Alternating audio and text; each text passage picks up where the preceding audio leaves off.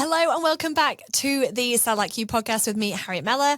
Today's episode is about pitching. Okay. Now, pitching is so frequently asked, and I just don't know if it requires this much emphasis, especially when there's so many other things during your sales process and throughout the funnel that I think are way more important. But I am bringing you pitching and why we should pitch last during our discovery calls or meetings, and also not to pitch what they don't need. Okay. Now, when we're talking about not pitching what they don't need, this is why we're going to be pitching last. Okay. So I'm going to talk to you a little bit about how that's going to work, why that's important, what happens when we pitch first versus pitching last, when we pitch something that they don't need versus what they do need, and what happens in our prospects or opportunities brains when that happens. And so we need to be really mindful of when we're using a pitch, why we use a pitch. Again, I remember back in the day when I was learning how to sell, we'd have to stand up and do elevator pitches, and we'd do stadium pitches and all these different pitches. And it definitely used to play a part back then. But I think our prospects, our opportunities, our ideal clients are way more savvy now. We're not going to go in. They're not going to say, pitch us your best offer and away you go. In my opinion, every pitch should be interchangeable. You shouldn't have a stock standard pitch of who you are and what you do, because to everyone you're dealing with, they are looking for something specific or unique.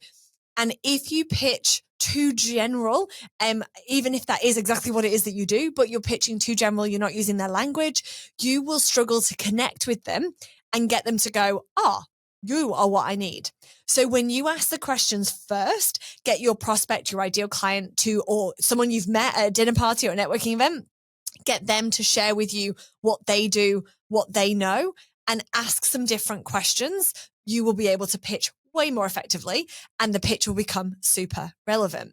Now, the biggest challenge that you'll have is that when it comes to a discovery call or meeting, if you are not framing or owning that call or meeting, you will fall into the trap where you have to pitch first, where they'll say, oh, yeah, awesome. Do you want to tell me a bit about what it is that you do? Okay. And that's then going to leave you on that off foot, because you're going to have to pitch using some general information. Now, at that point, we don't want to say, oh, can we find out a bit more? And then I'll tell you what we do, because that just feels a bit weird. And they're probably going to disengage at that point. So be really mindful of framing and using that call as your own, and explaining what it is that you're going to do with them, how you're going to take them through that conversation, and how you would like to start off. Now, there are some other episodes to do with discovery calls, also to do with framing your call. You can definitely go back and check them out. But to give you that information up front, is that essentially when it comes to framing, we want to kick off with an open question. So if we're having our meeting, thanks so much for meeting with me. It's great to have you here. As discussed, today's conversation is going to be around whatever the thing is. Why did they say yes to a meeting? What did you offer them? To get us started, can you tell me a little bit about how you're currently doing this, what you're currently seeing, how you're currently navigating this? What is the current challenge in your own words? Okay. When you ask an open question that's going to get them to start describing and giving information, they've kicked you off. Okay. Your job is to keep them talking. Ask the questions, take them down the funnel, down the journey, asking them different, understanding the right information, ask them different questions, asking those clarification, those probing questions as well, to be able to get them moving through that journey. That will allow you to uncover so much more. And then you're going to get to an anchor point where you will feel like you've got a lot of information. Do you have enough information to take them through to stage 2? Is that another meeting? Is it scoping? Is it demonstration? Do you have enough information to provide a proposal? Or is now a good point for you to explain a little bit more about what you do and how you help, so you can take them on that next journey? Okay. So when we do it that way, we've got all of this juicy information. We know so much more about them than we did 20 or 30 minutes ago. We've now got information to use to be able to explain who you are and what it is that you do. So at that point, when we say, awesome, thanks so much for sharing all of that information with me, are you happy if I maybe take you through a little bit more about what it is that we do at company, what it is that I do, what we specialize in? At that point, they're going to say, yes, go for it. And then you can use their stories, their examples, their challenges to say, that is what we do. And when we do it that way, we're using language. So we're connecting with them on a much deeper level than if we just kind of guess what it is that they're going to be happy with, or maybe use the language that we're used to or other clients are using. We use their language. We use their stories. We say we can go back to what they said and give them examples around that. So, for example, if you have got, let's say that they've shared a challenge, you can say, look, you explain to me how you're currently navigating this or where that's currently landed in the business. We help organizations with those challenges to achieve this. We can use examples or stories or use cases to be able to explain that, but we're doing it in a very succinct way.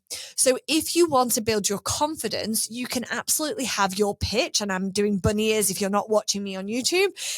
We're doing, we can absolutely have that pitch ready to go, but it needs to be interchangeable so that we can plug in the stories, the challenges, where they want to be, and make it extra relevant to them, because that's going to have the biggest impact.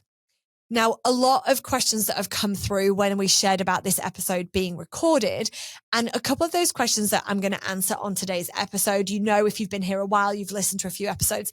I like to keep them short. You haven't got time to listen to me spending an hour talking about one topic. So I keep them super short. We make them really relevant, and you can dive in, get some information, and leave again. So a couple of questions I want to answer is about what makes a good sales pitch and why are sales pitches important. Okay. So what makes a good sales pitch? Now, as I've mentioned, not pitching up front, so not having a stock standard pitch, to me makes a good sales pitch. That would be my recommendation. Having a personalized and a tailored approach with the outcomes that you're able to achieve are going to connect way more than saying we do this and we do that and we achieve these things. When you talk about using the language, or you mentioned this, that's what we hear a lot, or that's what we see a lot in our clients. We actually go a little bit deeper and do this, and then we help them to achieve this. We share a story. And if we bring that around and ask a question, it could be around, does that make sense? Can you see that being of relevance to you in your industry? Have you come across anybody else doing it in this way before?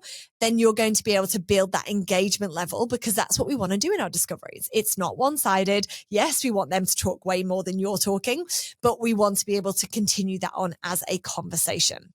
Okay. So what makes a good sales pitch? Personalized, tailored approach.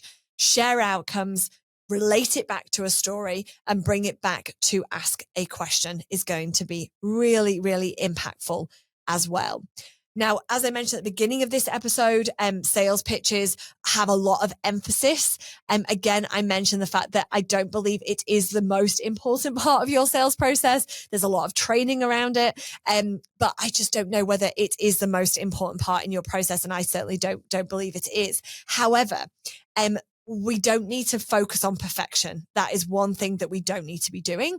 When actually we want to focus on outcomes and benefits. So, they're important because they are giving your prospect, your opportunity, the information that they need to know who you are and what it is that you do. But it's only going to be impactful, and it's only going to be important if you are using what I just shared before in terms of what makes a good sales pitch. So again, tailoring it, making it relevant, sharing stories, sharing use cases, using the information you've just gathered. If you don't have the ability to do all of this before you pitch. So again, you might be thinking, but Harriet, I go to networking events and people ask me what we do, and I don't have 20 minutes to ask lots of questions before I give them my answer. Consider using something that you probably haven't done before, which is So You Know How. Now, using a So You Know How will allow you to explain a problem and talk about how you solve that problem. Okay. So if they've said, oh, hi, I'm Dave, what do you do? You might not yet know what they do. So you then will want to gauge that. So you know how organizations are dealing with breaches, increased breaches or increased cybersecurity breaches. Yes. We support organizations in reducing those security breaches and in becoming more compliant and more secure to stop them. What do you do? And then at that point, then when you're asking that information, you can find out a bit more about what they do. And again, relate that back to ideal clients that you've got. But using the So You Know How prospect or So You Know How pitch or So You Know How process will allow you to be able to say, So You Know How, get their engagement of the problem that you are sharing with them, and then deliver them then into that outcome as well. Okay. So this episode again was super short. We are hitting under the 10-minute mark at the moment. And so again, why we need to pitch last. We want to be able to use the information. So that's going to really help you during your discovery calls. Why you want to gather that information, how to make a really strong, successful sales pitch. The fact that it's not the most important part in your process. Definitely focus on qualification, focus on asking great questions. If you want to do some further development for yourself, that's where I would start. But for those of you that are down that process and you want to be able to pitch effectively, pitch later on in your sales discovery or qualification meeting. And to do that, you need to own the meeting. Definitely check out our other episodes on framing and discovery calls as well. They will really help you. But when it comes to creating a great sales pitch, it's using specific information that they've given you, being able to interchange it, use stories, use examples, and ask them questions to get them engaged in your pitch at the same time. Remember, we want way more talking out of them than we do out of us during that process. And again, think about what's really going to help you most in your sales process. And I would say it's more than likely going to be questions. And again, tailoring something down to how you help other people will always be way more impactful than I do this and I do that and I can help you doing these things. I hope this was of much use for you. I hope you're able to implement some of this and really think about pitching in a slightly different way. I'd love to know whether this episode helped you. You can connect with me always on LinkedIn. I love connections and people tell me they found me through the podcast. You can ask more questions. There's heaps more resources over on the yoursalesco.com platform. They are being uploaded all the time. So feel free to dive into there, check them out. And I look forward to being back in your ears with another episode very soon.